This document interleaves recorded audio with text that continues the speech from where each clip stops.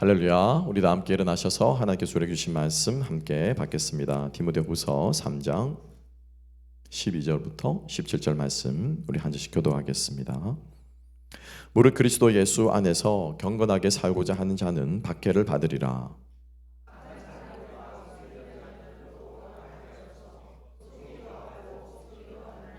그러나 너는 배우고 확신한 일에 거하라. 너는 네가 누구에게서 배운 것을 알며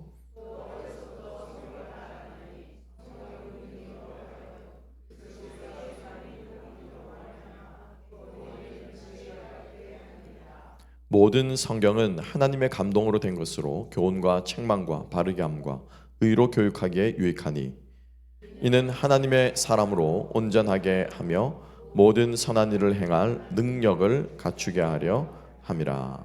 아멘. 아멘.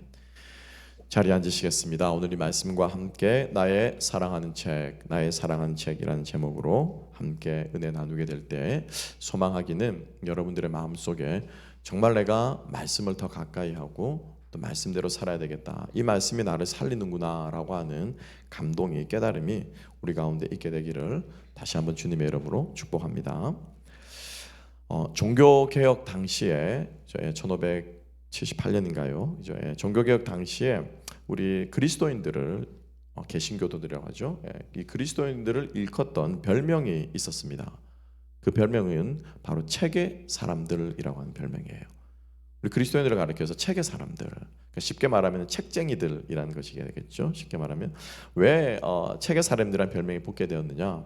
우리가 잘 아는 것처럼 그 전까지는 책이 아주 귀했던 시대였습니다. 기억나시는지 모르겠지만은 목판 활자, 그죠? 이 나무로 활자를 새겨가지고 그걸 이렇게 틀에 넣어서 찍었다는 말이죠. 뭐 잘 아는 우리나라 같은 경우에 뭐 팔만대장경 같은 거예요. 대표적인 목판 인쇄술의 그죠? 결과물이죠. 그래서 이제 여러분들 혹시 옛날에 요즘에는 거의 없습니다만 도장 파보신 적 있죠? 도장 만들면은 그 도장을 하나 파가지고, 요즘은 그 기계로 이제 쭉 새깁니다만은 하나 파가지고 도장을 만들었다는 거예요. 그렇게 글자 한자가 태어나는 거예요. 그래서 그 글자 한자를 만들어서 그걸 찍었는데, 이게 나무다 보니까는 내구성이 그렇게 크지가 않아요. 금방 닳아 없어진다는 거죠. 그래서 책이라는 것이 많이 있지도 않았고 그 책을 구하기는 정말 힘들었다는 거예요. 근데 너무 감사하게도 기적적으로 저는 이게 하나님의 예비하심이라고 믿습니다. 이 종교개혁이 일어날 즈음에 전 세계에서 무엇이 발명이 되었습니까? 구텐베르크라고 하는 독일의 과학자가 금속으로 만든 활자를 만든 거예요. 쇠붙이를 가지고 활자를 만들었으니까 이거 찍어내면 어떻게 수천 장, 수백 장을 찍어내도 닳지가 않는 거예요. 그래서 이 금속 활자와 함께 더불어서 책들이 기하급수적으로 만들어지게 되었습니다. 많은 책들이 인쇄되게 되었는데 그 중에 가장 많이 인쇄되고 배포되고 뿌려졌던 책이 우리가 아는 것처럼 성경이었어요.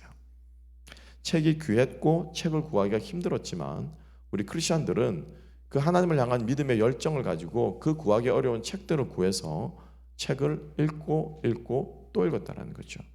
그래서 쉽게 말하면은 동네에서 책 한 권 있는 사람쯤 하면 다 누구 집을 생각했냐면은 우리 교회 다니는 또리 엄마, 쉽게 말하면 이렇게 생각했다는 거죠. 크리스천이 집에 가면 책이 있고 그 성경이 있었고, 크리스천들은 성경을 읽는 사람, 즉 책을 읽는 사람들이라고 해서 크리스천들을 가리켜서 책의 사람들이라는 별명이 붙였다고 합니다. 저는 이 점은 기독교에서 아주 중요한 부분을 시사한다고 저는 믿습니다. 왜냐하면 우리 크리스천들은 어떤 신비한 초자연적인 체험을 추구하는 사람들이 아니에요. 예를 들면 뭐가 있습니까? 환상을 보았다, 병이 나았다, 또 우리가 말하는 그 신비한 방언을 한다. 물론 그런 것들도 중요하겠지만, 그런 신비한 종교적인 체험을 추구하는 것이 크리스천이 아니고 우리 그리스도인들은 진리를 추구하는 사람들인 줄 믿습니다. 우리 그리스도인들은 진리의 사람들이에요. 인생의 어떤 그러한 신비한 변화나 그런 체험들이 우리의 삶을 변화시키는 것이 아니라 주의 말씀이, 진리의 말씀이 우리를 변화시키는 줄로 믿습니다. 그래서 우리가 이 말씀, 이 진리를 우리가 어떻게 대하고 어떻게 받아들이고 어떻게 붙잡고 살아가느냐가 너무너무 중요하다고 하는 것이죠. 그래서 여러분 다 하나님을 사랑하는 마음 있는 줄로 믿습니다. 하나님 사랑하시죠? 예수님 믿으시죠? 예. 그리고 사랑하고 믿고 하는 이 모든 우리의 이 마음이 그와 동시에 무엇을 하나님이 어떠한 분이신가를 알아가야 돼요. 진리를 배워가야 돼요. 진리를 깨달아야 돼요.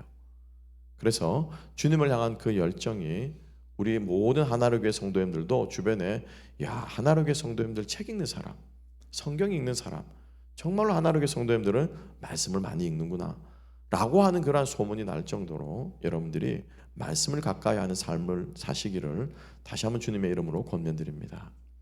오늘 이 성경 말씀은 그런 의미에서 하나님의 말씀, 성경이 어떻게 쓰여졌으며 그리고 어떤 일을 하시며 무엇을 위해서 그 일을 하시는가에 대해서 우리들에게 아주 분명하게 말씀해 주는 구절이기 때문에 여러분과 함께 이 짧은 구절 아마 다 암송하시지 않습니까?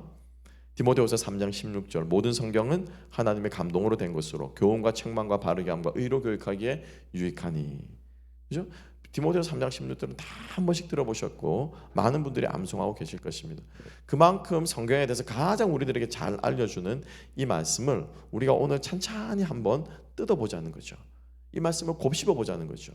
그래서 이 말씀을 우리가 함께 묵상하면서 다시 한번 하나님께서 어떻게 성경을 우리들에게 주셨으며 왜 성경을 주셨으며 이 성경을 우리가 오늘 이 말씀을 여러분들이 들으시는데 말씀을 들을 때 우리 안에서 어떤 역사가 일어나는지를 다시 한번 깨닫고 하나님의 말씀을 사랑하는 사모하는 마음을 회복하게 되는 우리가 되었으면 좋겠습니다. 그게 오늘 본문의 말씀은 세 가지를 이야기하고 있는데요. 나눠볼 수 있는데 첫 번째는 뭐냐면은 성경의 원동력, 성경이 있게 존재하게 된 그 원동력인 힘에 대해서 원인에 대해서 원인에 대해서 이야기를 하고 있고 두 번째로는 이 성경이 어떤 능력을 가지고 있는가에 대해서 이야기를 하고 있습니다. 여러분 이 성경은 부적이 아닙니다.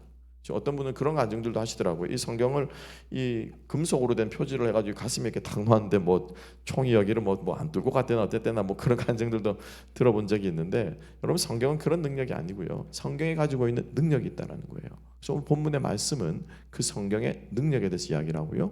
마지막 세 번째는 성경의 목적에 대해서 이야기를 합니다. 왜 성경을 우리들에게 주셨는가? 그래서 오늘 세 가지를 함께 한번 생각해 보겠습니다. 첫 번째는 우리 16절 상반절을 함께 한번 보겠습니다. 3장 16절 말씀 다시 한번 읽어볼까요? 다 같이 읽습니다. 시작. 모든 성경은 하나님의 감동으로 된 것으로 교훈과 책망과 바르게 함과 의로 교육하기에 유익하니. 아멘. 아멘. 성경이 어떻게 쓰여졌는가에 대해서 3장 16절에 특별히 상반절은 우리들에게 말하고 있습니다. 여러분 이 성경이 어떻게 쓰여졌습니까? 수천 년의 세월을 거쳐서 약 40여 명의 저자가 쓴 책이에요. 우리가 잘 아는 것처럼 창세기, 출애굽기, 신명기, 여호수아, 신명기까지는 민수기, 신명기까지 이것을 우리는 모세오경이라고 합니다. 누가 썼습니까? 모세가 썼어요. 모세가 생각을 합니다. 모세의 머릿속에서 깨달음과 생각이 나와서 모세가 썼습니다. 모세는 어떤 사람이었습니까? 이집트의 왕자로 자랐던 사람이었어요. 이집트의 문화와 종교와 정치와 모든 것을 어렸을 적부터 습득했던, 그래서 이집트의 정신이 배어있는 그러한 사람이었다. 그 모세가 창세기부터 이 여호수아까지를 썼습니다. 그 다음 우리가 잘 아는 것처럼 이제 사무엘상하 쭉 이스라엘 역대는 역대사가들이 이 글을 썼으며 시편 같은 경우에 누가 썼습니까? 3분의 1에 가는 많은 분량을 다윗 왕이 시편을 썼어요. 그는 목동 출신이었습니다. 그죠? 그리고 수많은 고난 가운데 이스라엘의 왕, 두 번째 왕으로서 많은 고난을 겪고 왕위를 견고하게 세웠던 이스라엘의 왕이었어요. 그리고 잠언 같은 경우에 누가 썼습니까? 잠언은 솔로몬 왕이 썼습니다. 그렇게 해서 성경을 수많은 우리 12권의 소선지자들은 다 또 나름대로 그 선지자들은 다 자기의 배경이 달라요. 우리가 잘 아는 것처럼 아모스 같은 사람은 이 목가적인 이 목동 출신으로 사람들이 상상을 하고 이 추측을 하고 있습니다. 그래서 아모스를 읽어보면은 그런 내용들이 많이 나와요. 목동들, 나무 키우고 뭐 소 키우고 하는 이런 내용들이 나오고, 또 요나 같은 경우는 어떻습니까? 요나 같은 경우에는 하나님의 부름을 받아서 선교사로 쉽게 말하면 파송받았던 사람이었어요. 이사야는 어떻습니까? 이사야는 아버지가 왕실의 제사장이었어요. 다니엘은 어떻습니까? 다니엘은 아주 귀족 출신으로 바벨론의 포로로 잡혀갔던 아주 장래 전도가 유망한 바벨론의 정치인이었습니다. 다른 사람들이 각자 어떻게 해요? 자기의 생각대로, 자기가 교육받고 자라온 그 성장 환경대로, 배경대로 다 성경을 썼다라는 거예요. 다 다릅니다. 성경은 누가 그 다음에 앞에 쓴 사람은 그 다음 사람을 베껴 쓰지 않았어요. 그런데 이 각기 사람들이 수많은 세월에 걸쳐 쓴 이 성경이 어떻게 해요? 처음부터 끝까지 한결같다라는 거예요. 앞뒤가 맞지 않는 것이 없다라는 것입니다. 제가 누누이 말씀드립니다. 기독교만큼, 성경만큼 여러분 로지컬하고 논리정연하고 앞뒤가 맞는 책을 저는 본 적이 없습니다. 이렇게 장구한 세월 동안 기록되었는데, 태초에 하나님이 무엇을? 천지를 창조하시니라. 말씀하시되 빛이 있으라며 빛이, 천지를 무엇으로? 말씀으로 창조하셨다는 거죠. 요한복음 1장은 어떻게 시작하고 있습니까? 태초에 말씀이 계시니라. 이 말씀이 곧 하나님과 함께 계셨으니 이 말씀이 곧 하나님이시라. 말씀이 성육신이 되어 우리 가운데 예수로 오셨고, 그 예수께서 부활하시고 승천하시면서 누구를 보내주셨습니까? 성령 하나님을 보내주셨는데, 이 성령이 하신 일이 뭐라고요? 예수께서 우리에게 하신 말씀을 기억나게 하신 거예요. 하나님께서 천지를 창조하시고 에덴 동산을 만드셨습니다. 근데 이 에덴 동산이 아담과 하와의 타락으로 인해서 어떻게 해요? 깨어져 버렸습니다. 잃어버렸습니다. 이 잃어버린 에덴 동산이 어디 가서 회복이 됩니까? 계시록 20장에 가면 에덴 동산, 새 에덴이 등장하고 있어요. 성경 말씀은요, 또 구약 성경에 얼마나 많은 선지자들이 예수님 메시아의 탄생을 예언하고 있습니까? 메시아가 어디서 날 것이며 어떻게 날 것이며 어떤 사역을 하다가 어떻게 죽고 어떻게 부활할 것인가를 수천 년부터 하나님께서는 예언의 말씀으로 기록해 놓으셨다. 수많은 저자들이 수많은 세월에 걸쳐 썼지만은 이 책이 이렇게 한결같을 수 있는 것은 동일한 내용을 말하고 틀림없이 말하고 앞뒤가 맞지 않는 것이 말하는, 마치 과학책을 보는 것처럼 이렇게 정교하게 성경에 기록될 수 있는 이유가 뭐냐라는 거죠. 바로 하나님께서 성경을 쓰셨기 때문인 줄 믿습니다. 하나님의 감동하심으로 모세가 성경을 쓴 거예요. 하나님의 영의 감동하심으로 다윗이 성경을 쓴 거예요. 하나님의 영의 감동하심으로 아모스가, 요나가, 이사야가, 예레미야가, 다니엘이, 에스겔이 하나님 말씀을 썼기 때문에 성경의 원저자는 누구입니까? 우리 하나님이신 줄로 믿습니다. 아멘. 그래서 제가 부사역자들에게 설교할 때도 그렇게 제가 권면합니다. 절대로 바울이 성경을 썼다라고 얘기하지 마라. 오늘 저자인 바울의 기록에 의하면, 아니, 물론 표면적으로는 바울이 썼죠. 디모데후서는 누가 썼습니까? 바울이 썼습니다. 그렇지만 그 바울에게 이 성경을 쓰도록 감동하심을 주신 분은 누구십니까? 우리 하나님이신 줄로 믿습니다. 하나님이 성경의 저자라는 거예요. 하나님의 감동하심이 있어야 성경 말씀이 기록될 수 있는 줄로 믿습니다. 모세가 무슨 수로, 여러분 생각해 보세요. 모세는 이집트의 교육을 받은 사람이었고 이집트 신화에 젖어졌던 사람들이 있어요. 라신이, 그죠? 라신이, 태양신이 천지를 창조했던 그 교육을 받고 이 모세는 자랐던 사람이에요. 그런데 어떻게 그 모세의 머리에서 하나님이 말씀을 가지고 빛이 있으라 하시며 천지를 창조하신 그 성경을 어떻게 기록할 수 있었겠냐라는 거죠. 이것은 하나님께서 모세에게 성령의 감동케 하심으로 말씀을 기록하게 하신 줄로 믿습니다. 그래서 성경의 원저자는요, 우리 주님이십니다. 바울은 이것을 디모데에게 선포하듯이 모든 성경은 디모데야 하나님의 감동으로 쓰여진 것이라고 바울은 선포하고 있는 거예요. 자, 그러면 왜 바울이 디모데에게 이 말을 했을까? 그렇죠? 성경은, 구약 성경은 모세오경이라는 것이 있고 뭐도 있고 이 성경은 이렇게 쓰여졌는데 이 성경을 잘 기록하고 간직했는데 뭐 이렇게 성경을 설명하지 않고 왜 성경이 하나님의 감동으로 쓰여졌다라고 하는 것을 바울은 디모데에게 선포했을까? 이 점이 사실 오늘 우리가 좀 마음속에 새겨야 될 부분입니다. 왜냐하면 우리가 잘 아는 것처럼 디모데는 바울이 가장 아끼던 제자였습니다. 그래서 자기의 많은 것들이 묻어있는 에베소 교회를 디모데에게 물려줬단 말은 그렇죠. 디모데의 자기의 다음 사역자로, 목사로 디모데를 세웠어요. 여러분, 에베소 교회가 어떤 교회였습니까? 가장 바울이 신멸교회에서 2년 동안이나 머물렀어요. 바울은요, 오래 머물지 않았어요. 교회가 세워지고 뜨겁게 성령의 역사가 일어나 교회가 딱 세워지면은 바로 그 다음 사역지로 계속 옮겨다니면서 바울은 수많은 교회를 개척했어요. 그런데 에베소에서만큼은 2년 동안이나 바울이 시간을 보내면서 성도들을 가르쳤고 가장 큰 부흥이 일어났고 그만큼 또 가장 큰 위협이 있었던 곳이 에베소예요. 바울은 에베소에서 죽을 뻔했어요. 성도들이 아니 이 폭도들에게 도시 전체가 들고 일어나서 바울을 잡아 죽여야 된다라고 말하면서 바울을 잡으려고 왔던 곳이 에베소였어요. 그래서 자기의 혼신의 땀이 묻어있는 그 교회를 디모데에게 목사로 세우면서 디모데에게 바울이 쓴 글이 바로 디모데 전후서입니다. 그래서 이 디모데 전후서를 보게 되면 말세의 사람들이 얼마나 타락해가고 힘들어하는가, 그리고 그에 반해서 하나님 말씀이 복음이 얼마나 능력 있고 너는 그 복음을 위해서 어떻게 살아야 되는가 해서 바울이 구구절절 가르치고 있는데, 디모데의 삶을 우리가 잠깐 한번 생각해 보겠습니다. 여러분, 디모데는 우리가 잘 아는 것처럼 반반이었어요. 어머니는 유대인이었고요, 히브리인이었고 아버지는 헬라인이었습니다. 쉽게 말하면 오늘로 치면 국제 결혼을 한 가정이었어요. 그래서 디모데는 오늘 우리가 읽은 말씀처럼 15절의 말씀 뭐라고 14절에 뭐라고 말합니까? 15절 말씀, 그죠? 또 어려서부터 네가 성경을 알았다라고 말하고 있습니다. 그래서 너는 어렸을 때부터 듣고 배운 그 일에 확신하며 거하라라고 말하고 있습니다. 디모데가 누구로부터 이 성경을 배웠을까요? 어떻게 어렸을 때부터 이 성경을 들었을까요? 우리는 그 어머니인 그죠 유니게가 어렸을 때부터 디모데에게 성경을 가르쳤으면 우리는 어렵지 않게 생각해 볼 수 있습니다. 신명기 말씀에 의하면은 너는 네 자녀가 누웠을 때든지 앉았을 때든지 일어날 때든지 어떻게 알아? 이 말씀을 그들의 귀에 읽어 들려 가르치라 라고 말씀했어요.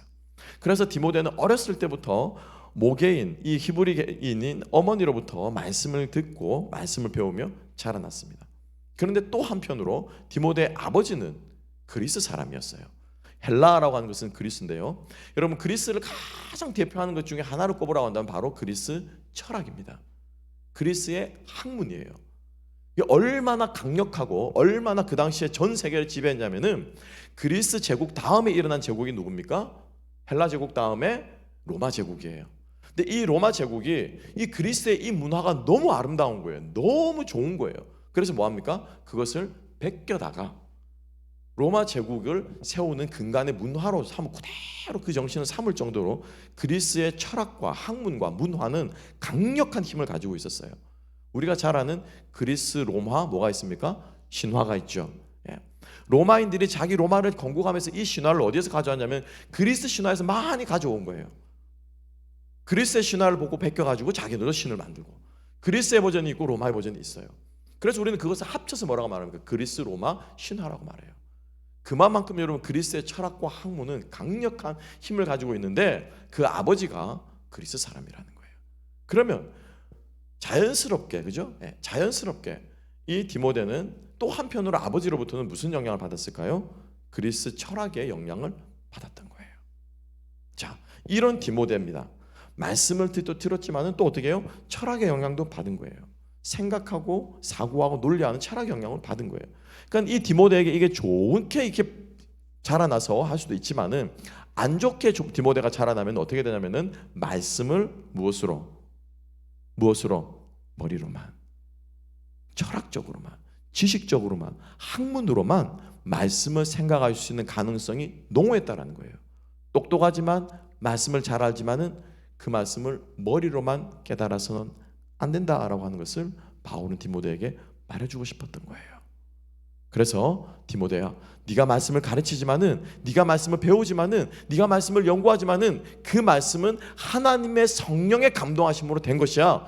그리스 철학이 아니야. 지식으로 말씀을 깨닫는 것이 아니야. 무엇으로? 성령의 감동함이 있어야 네가 그 말씀을 깨달을 수 있게 되는 거야 라고 바울은 디모데에게 그 말을 해주고 싶었던 겁니다. 여러분, 우리의 삶을 한번 돌아봅시다. 정말 우리가 성경을 어떤 식으로 우리는 읽고 성경을 배우고 성경을 깨닫고 있습니까? 하나님의 영이 우리들에게 감동하게 하셔야 우리가 이 말씀을 통해서 인격적인 하나님을 만나게 될 줄로 믿습니다. 여러분, 말씀 가운데 무엇을, 하나님이 이 말씀 가운데 역사하셔야 이 말씀이 됩니다. 왜? 말씀을 들을 때 하나님의 영의 감동함이 없으면은 이 말씀이 그냥 깨달음으로 끝나는 거예요. 그죠? 그러면 계속 이것이 쌓여가고, 그리고 이 쌓여가는 게 내 안에 하나님의 깨달음이 없으니까, 하나님의 감동함이 없으니까 내가 이 말씀을 가르칠 때도 무엇이 없습니까? 하나님의 감동이 없는 거예요. 자녀들에게 성경을 읽으라고 말하지만 자녀들에게 큐티하라고 말하지만, 자녀들에게 예배드리라고 말하지만, 내 마음에 성령의 감동함이 없이 성경 읽으라고 말하니까, 내 마음에 성령의 감동함이 없이 태초에 말씀이 계시니라 자녀들한테 읊어주니까 그 말씀 속에 하나님의 영이 역사하지 않는 거예요. 그럼 이 자녀들도, 내 주변의 사람들도 무엇으로? 지식으로 말해요. 말잔치만 일어나는 거, 말잔치만. 여러분, 다시 한번 우리가 정말로 성경의 말씀을 우리가 하나님의 감동을 사모하며 읽을 수 있는 저와 여러분 될 수 있기를 주님의 이름으로 축복합니다. 그래서 우리가 성경 말씀을 들을 때, 오늘 이 말씀을 듣는 이 자리에서도 하나님, 우리가 디모데가 이렇게 헬라 문화와 히브리 문화 가운데 살아갔기 때문에 하나님의 감동이 필요했구나, 바울이 그래서 이 말씀을 선포했구나, 야, 성경이 이렇게 오랜 기간 동안 쓰여졌네 라고 하는 그 지식적인 깨달음과 함께 우리 안에 무엇이 있어야 됩니까? 감동이 있어야 하는 게, 성경에 감동이 있어야 하는 거예요. 자개마, 그래서 너는 성경을 어떻게 읽을래? 사랑하는 누구누구야, 너는 성경을 어떻게 읽을래? 네가 지금 듣고 있는 이 말씀을 통해서 내가 너에게 말하고자 하는 뜻이 있다 라고 하는 하나님의 감격하심과 깨달음과 하나님의 성령의 감동하심이 우리 가운데 없다면은 우리는 이것은 지식에 그칠 뿐입니다. 여러분, 성경 아래 우리가 있어야 돼요. 하나님의 이 말씀 아래 우리가 순종하는 마음으로 우리가 이 성경을 듣고 읽을 때 비로소 이 성경에서 우리는 은혜를 입게 될 것입니다. 왜냐하면요, 하나님의 은혜는 물과도 같아요. 항상 여러분, 물은 어디로 흐릅니까? 어디로 흘러요? 아래로 흘러요. 아래로 흘러요. 우리가 성경 위에 있을 때 여러분, 절대 우리들에게 은혜가 오지 않습니다. 은혜가 오지 않아요. 이번 우리가 깨닫는다고 할지라도, 이번 우리가 안다고 할지라도 절대 여러분 하나님의 은혜가 거슬러서 우리에게 오라오지 않아요. 하나님의 말씀 아래 있게 될 때 말씀을 통해서 하나님의 은혜가 우리들에게 흘러오게 될 줄로 믿습니다. 그래서 하나님의 은혜는 늘 우리를 낮추는 사람. 여러분, 말씀을 아는 것과 말씀 가운데 하나님을 만나는 것은요, 여러분 달라요. 달라요. 오늘 이 말씀 가운데서 살아계신 하나님을 만나게 되는 역사가 있게 되기를 주님의 이름으로 축복합니다. 그래서 첫 번째로 먼저 기억할 것은 하나님의 영이 우리를 감동케 하셔야 한다라고 하는 거예요. 이 감동함이 있을 때 우리는 이 성경을 통해서 하나님께서 우리에게 뭐라고 말씀하시는지를 깨닫게 될 줄로 믿습니다. 덴마크의 유명한 철학자인 키에르케고르라고 하는 사람이 있어요. 잘 아실 거예요. 몇 번 많이 들어보셨을 거예요. 이 키에르케고르는 성경을 읽을 때 어떻게 읽어야 되냐로 우리에게 말하고 있는데, 성경을 읽는 사람들은 마치 그 성경을 연애 편지와도 같이 읽어야 된다고 말하고 있어요. 무엇처럼요? 연애 편지처럼 읽어야 된대요.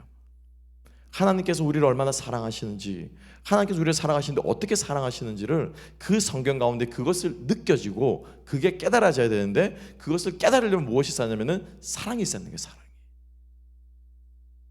주중에 이 말씀을 준비하다가 한 목사님께서 페이스북에 쓰셨던 글을 보면서 참 맞는 말씀이고 맞는 말이구나 라고 참 제 마음에 인상이 깊었습니다. 저와 같이 대학부 때 함께 신앙생활을 했고, 그리고 또 같이 신학교를 다녔고, 그리고 저보다 한 해인가 두 해 늦게 목사 안수를 받았고, 지금 이제 목사로서 이렇게 사역을 하고 계신 분인데, 이분이 십수년 전에 이제 결혼 기념일이 되어서 이제 십몇 주년이 되었습니다. 그래서 이제 옛날에 연애 시절에 썼던 그 연애 편지를 이분이 쭉 읽어보셨던 기회가 있었다고 그래요. 이분은 영문과를 졸업하셔서 아주 문학적인 감성이 있으신 분이고, 제가 봐도 글을 참 잘 써요. 그 대학부 때부터 보니까 글을 참 잘 쓰시더라고요. 그래가지고 이분이 이제 연애 편지를 쭉 읽어봤는데, 그분의 글에 의하면 자신의 글쓰기 실력은 이 연애 편지를 쓰고 군대 가서 연애 편지를 쓰기 시작하면서 더 글쓰기 실력이 자기는 늘어났다라고 얘기를 하시는데, 군대 가기 전에 고백을 하고, 그리고 군대를 입대를 하게 됐습니다. 짧게 교제를 하다가 그 자매도 이제 같은 대학부 출신의 제가 잘 아는 자매예요. 그래가지고 이제 군대를 가게 됐으니, 여러분 사랑 고백하고 이제 쉽게 말하면 연애하자라고 해놓고 군대를 갔으니 얼마나 막 불이 타겠습니까, 그죠? 매일 쓴 거예요, 매일 연애 편지를. 하루 일과 끝나면은 자기 간물 정리하고 사물 정리하고 다 시간 나면은 편지 쓰고, 그게 막 수백 통이 쌓였다고 그러더라고요. 2년 몇 개월 동안 쌓였으니까 얼마나 많이 쌓였겠습니까? 그래가지고 그 연애 편지들을 읽는데 그분 표현에 의하면은 손이 오그라들더라는 거예요. 막 닭살이 쫙 돋으면서 막 손이 오그라들 도저히 못 느꼈더라는 거예요. 내가 어떻게 이런 글을 썼지라고 말하면서 좀 낯이 좀 화끈거리고 뜨거울 정도로 손이 오그라들더라라는 표현을 하시는데, 제가 그 말씀을 제가 깨달음이 있는 거예요. 왜 그 당시에 그 편지를 쓸 때는 그렇게 열정적으로 막 쓰고 감동하고 감격하며 기다리는 마음으로 이 편지를 받으면 사랑하는 꽃순이가 어떻게 막 이런 마음으로 썼던 그 글이 왜 십수년이 지나서 읽었는데 왜 손이 오그라듭니까? 왜 쪽팔립니까? 왜 남사스럽습니까? 왜일까요? 왜 그때 연애의 감정이 뜨거웠던 그 불붙던 사랑의 감정이 어떻게 해요? 지금은 없거든요. 물론 그래서 그 목사님이 그 사모님을 사랑하지 않는다는 얘기가 아니고 뭐예요? 뜨거운 열정의 감동이 없는 거예요. 열정의 감동이 없는 거예요. 성경을 읽으면서 하나님을 향한 뜨거운 열정의 감동이 없으면은 마치 이 목사님이 자신의 글을 읽으면서 성문이 오그라드는 것처럼 그냥 그런 글이 되어버리는 거예요. 어떻게 사람이 물리를 걸어? 어떻게 죽은 사람이 살아나? 그 말도 안 되는 소리지. 피식 웃어버리는 이야기밖에 들리지 않는 그러한 글로 전락해버린다는 게 무엇이 없으면? 감동이 없으면. 감동이 없으면. 그리고 우리는 그 감동을 무엇이라 부릅니까?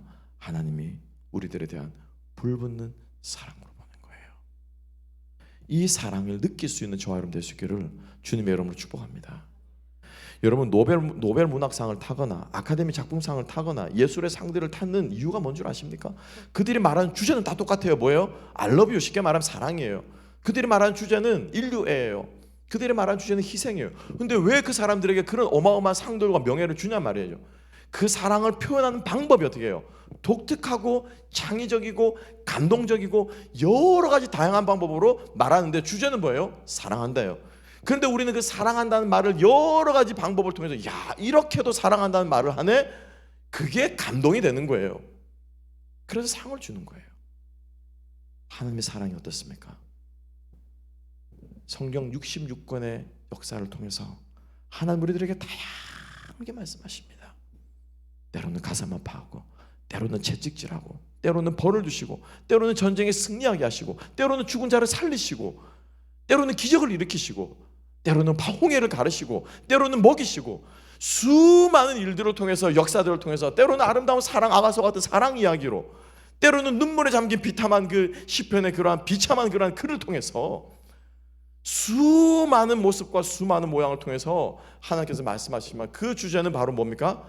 내가 너를 사랑한다. 내가 너를 사랑한다.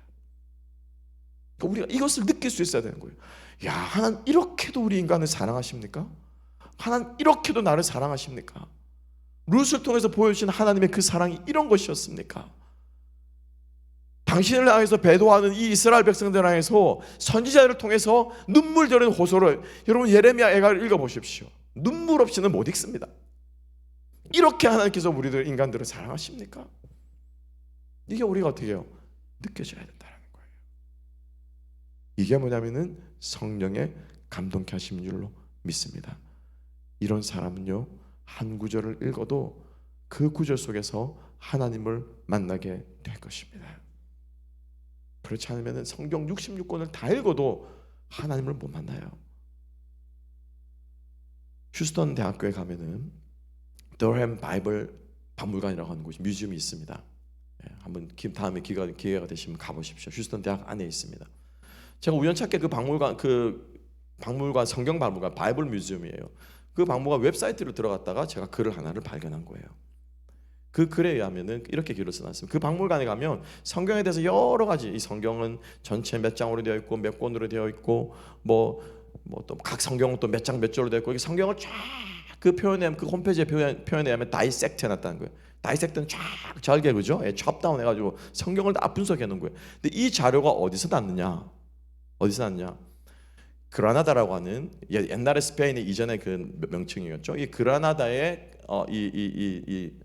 스페인의 그라나다 황제자라고 하는 이 왕자가 있었는데, 이 왕자가 어찌된 명문인지는 모르겠지만은 정치범처럼 이렇게 이 오인을 받고 해서 옥에 갇힌 거예요. 그래서 옥에 갇혀가지고, 그 당시에 뭐 요즘도 그렇지 않습니까? 감옥에 갇히게 되면 읽을 거리 잘 안 주잖아요, 그죠? 감옥에서 막 딴 생각하고 그런다고 단순하게 만드느라고 읽는 거 그런 건 잘 못하게 하거든요. 근데 이 왕자에게는 황태자였기 때문에 이 왕자에게 책이 한 권 주었는데 뭐 그 당시 책이 별로 많지는 않았으니까 성경책이 주어진 거예요. 그래서 이 그라나다 황태자는 33년 동안 이 성경책을 읽었습니다.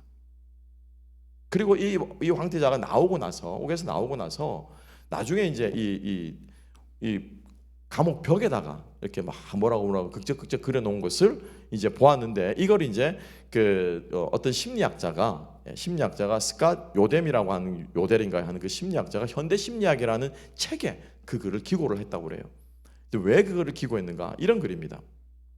그 책에 그 벽에 뭐라고 쓰여졌냐면은 이렇게 쓰여졌다고 그래요. 시편 118편 8절은 성경의 가장 중앙에 있는 절이다. 에스라 7장 21절은 영어의 모든 알파벳을, 스페인이겠죠, 그죠? 모든 알파벳을 다 포함하고 있는데 J라고 하는 글자만 없다. 에스더 8장 9절은 성경에서 가장 긴 구절이다. 여러분들 지금 눈을 멀뚱멀뚱 뜨시는데 이쪽에 뭐야? 그러죠. 33년 동안 성경을 읽은 사람이 벽에다가 이렇게 극적거렸어요. 여러분 같으면은 죽기 전에 아니면 감옥에서 그저 막 이런 마음이 있을 때 여러분 벽에다가 글을 쓴다면 여러분 뭐라고 쓰겠습니까? 뭐 사랑하는 누구누구 뭐 쓰다 뭔가 의미 있는 말을 쓰지 않겠어요, 그죠? 뭐 누구야 보고 싶다, 뭐 내 사랑하는 아내, 뭐 누구의 아들, 그래서 뭐 또 성경을 33년 동안 읽었으면은 성경에다가 어떤 말을 써야 될 텐데 이 그라나다 황태자가 쓴 말은 고작 이런 거예요. 성경에서 가장 긴 구절은 어디고, 또 가장 중앙에 있는 구절은 어떤 거리고, 가장 뭐 짧은 구절은 이런 글들을 그 벽에다 극적거려 놨던 거예요. 이 사람은 33년 동안 성경을 읽으면서 하나님을 만났습니까? 못 만났습니까? 하나님을 못 만난 거예요. 그래서 그 스캇 요델이라고 하는 심리학자가 그 책에 기고를 하면서 어떻게 성경을 읽으면서 이렇게 오랫동안 성경을 읽으면서 하나님을 못 만날 수 있는지 그 심리 뭐 이런 것들을 하면서 예를 든 글 같아요. 여러분, 우리가 말씀을 읽으면서 하나님의 사랑을 깨닫지 못하고 하나님의 사랑을 만나지 못한다면 바로 이 그라나다 황태자와 다를 바가 없을 것입니다. 여러분, 하나님이 나를 얼마나 사랑하는지, 하나님의 그 사랑을 느낄 수 있는 감동함이 여러분 가운데 있게 되기를 주님의 이름으로 축복합니다. 이게 성경의 원동력이에요. 이 하나님의 불붙는 사랑이 성경을 쓰게 하신 거예요. 수많은 저자들을 통해, 수많은 세월을 통해서. 자, 이렇게 쓰인 성경은 능력 있는 글인 줄로 믿습니다. 두 번째로는 성경의 능력에 대해서 이야기를 하고 있는데 우리가 짧게 한번 상기해 보겠습니다. 오늘 시간 된 데까지만 할게요. 자, 16절 하반절인데요, 함께 한번 봅시다. 16절 다시 한번 읽어봅시다. 시작. 모든 성경은 하나님의 감동으로 된 것으로 교훈과 책망과 바르게 함과 의로 교육하기에 유익하니. 아멘. 아멘. 성경의 능력을 네 가지로 바울은 얘기하고 있습니다. 첫 번째는 뭐라고요? 교훈입니다. 두 번째는 뭐라고요? 책망입니다. 세 번째는요, 바르게 하는 것입니다. 네 번째는요, 의로 교육하는. 우리가 이걸 아무 생각 없이 그냥 중얼중얼 하는데, 아니요, 이 한 단어 한 단어 한 단어도 누가 쓰신 거예요? 하나님이 쓰신 거예요, 이게. 그래서 하나님이 이 단어 속에 다 뜻을 담아두신 거라. 첫 번째 교훈은 뭐냐면은, 교훈이라고 하는 것은 가야 할 바른 길을 보여주는 것, teaching. 이게 교훈이에요. 자, 보세요. 강의실에서 교수님이 막 칠판을 씁니다, 그죠? 예. 그리고 또 시험을 봅니다. 또 이렇게 뭐 숙제를 내줍니다. 그리고 출석 체크도 합니다. 그래서 한 학기 동안 쭉 가르치는데, 이 가르치는 것은 다 뭐예요? 다 진리예요. 문제는 이 가르침이, 이 티칭을 학생들이 뭐예요? 받아들이는 학생은 그 가르침대로 시험을 보면은 좋은 결과가 나와요. 그렇죠? 선생님들이 가르치는 대로 따라가면은 좋은 결과물을 얻게 됩니다. 그런데 선생님이 가르치지만은 이 가르치는 대로 학생들이 안 하게 되면은 그 학생은 어떻게 됩니까? 낙제하게 되고 시험 점수를 못 받는 거예요. 성경이 첫 번째로 보여주는 것은 인생은 이렇게 사는 거야.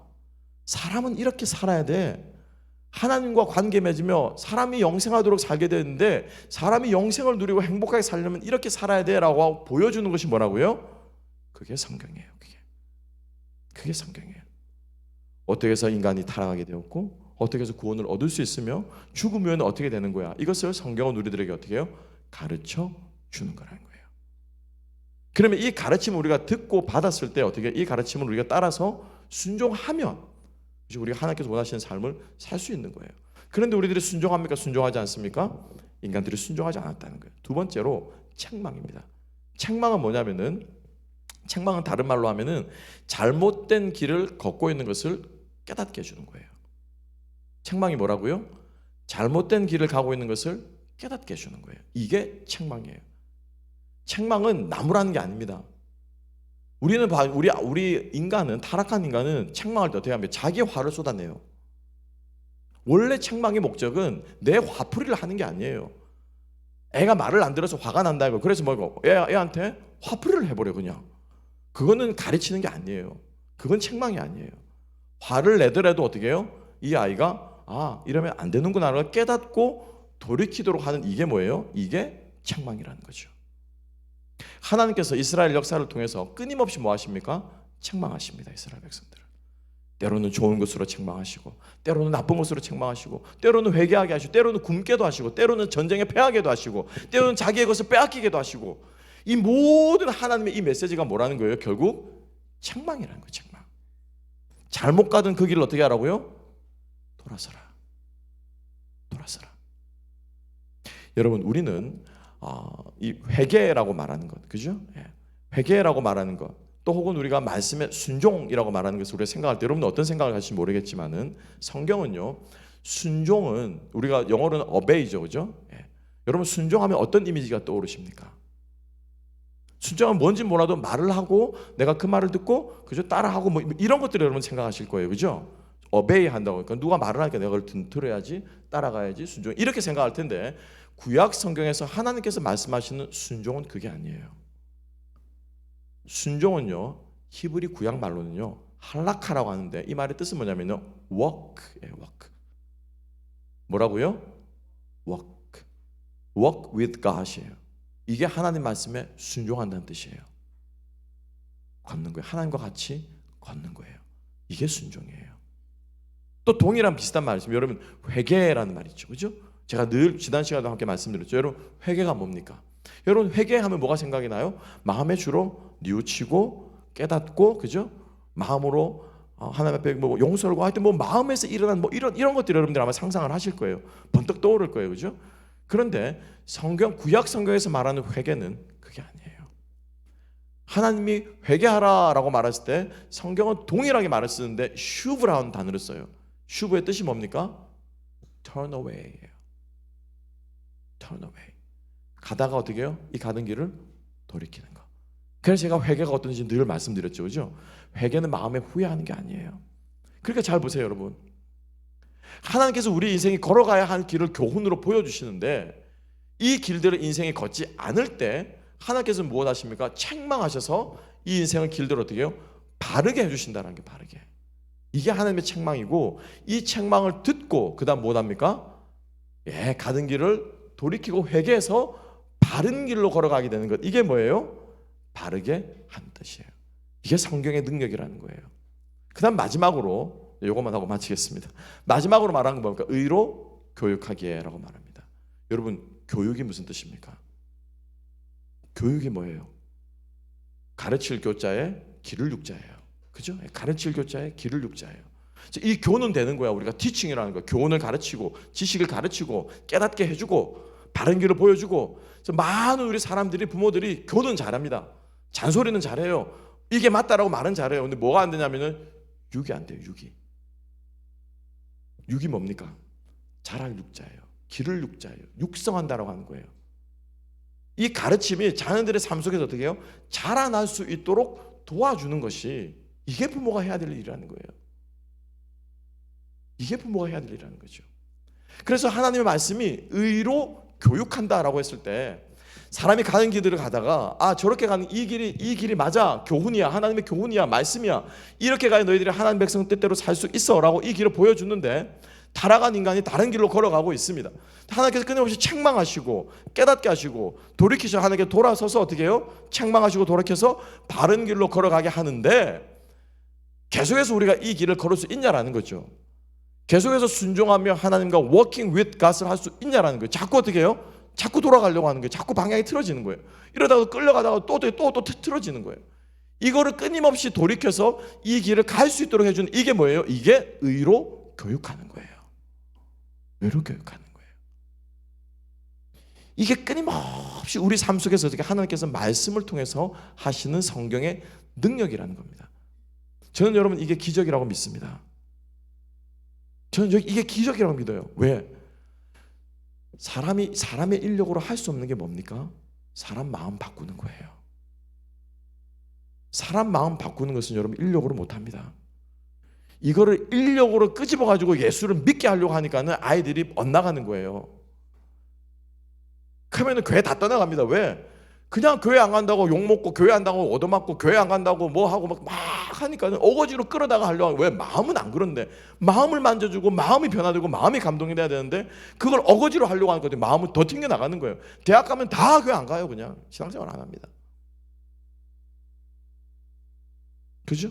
사람 마음대로 할 수 없는 게 뭐냐면 마음이에요. 마음. 그래서 저는 마음을 만지시고 마음을 변화시키는 것은 하나님의 기적이라고 믿습니다. 제가 성도들을 위해 중보할 때 그렇게 말합니다.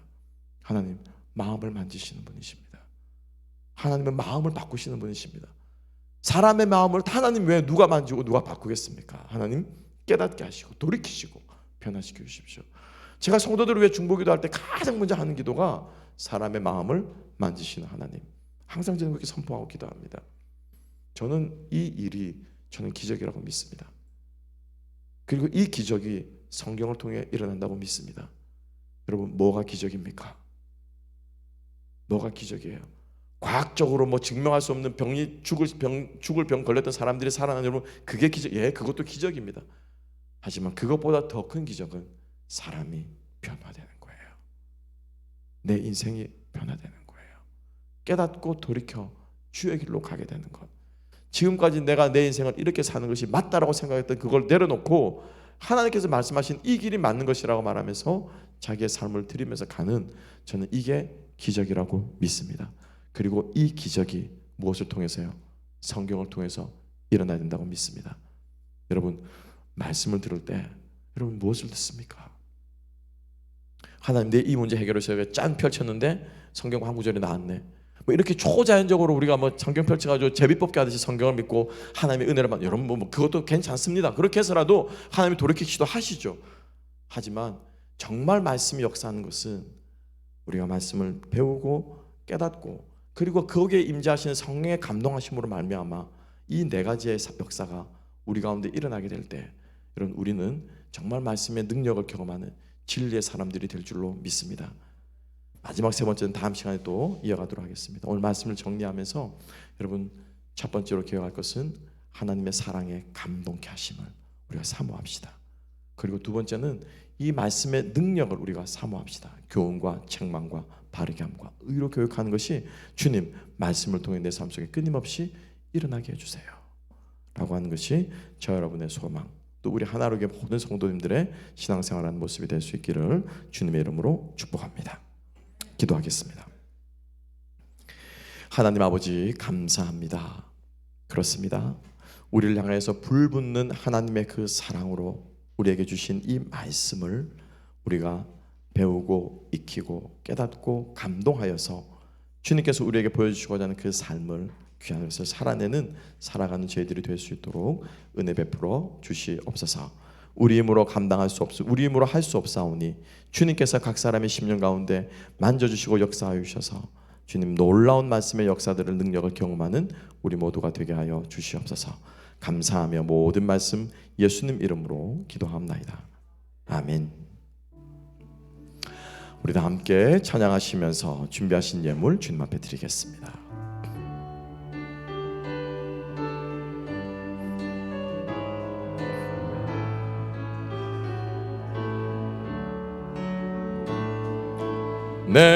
내게 있는 모든 것을 아낌없이 드리네.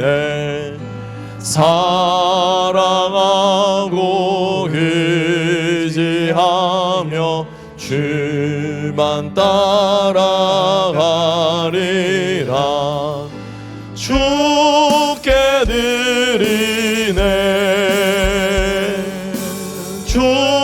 주께 드리네. 사랑하는 구주 앞에 모두 드리네.